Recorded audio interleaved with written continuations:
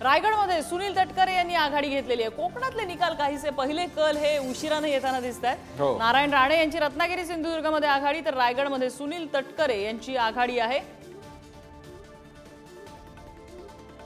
ठाण्यामध्ये नरेश म्हस्के आता आघाडीवर गेलेले आहेत, राजन विचारे पिछाडीवर गेले आहेत। सुरुवातीचे कल नरेश म्हस्के यांनी आघाडी घेतली आहे, चित्र बदललंय, राजन विचारे पिछाडीवर गेलेले आहेत।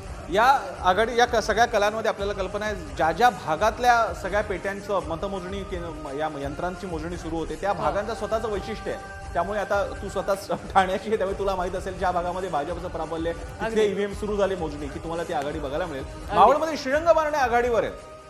जवळपास अपेक्षेप्रमाणे पुणे जिल्ह्याचा आकडा साधारणपणे 2-2 मानला जात होता, आता बारामतीचा जरा बदलतोय, पण श्रीरंग बारणे हे मावळामध्ये आघाडीवर बघायला मिळतात। पुण्यामधनं मुरलीधर मोहोळ आघाडीवर आहेत। शिरूरमधल्या सुरुवातीच्या कालात अमोल कोल्हे यांनी मुसंडी मारलेली होती।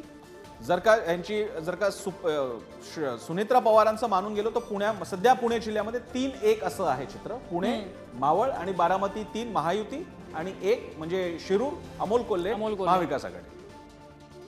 पुणे जिल्ह्यातले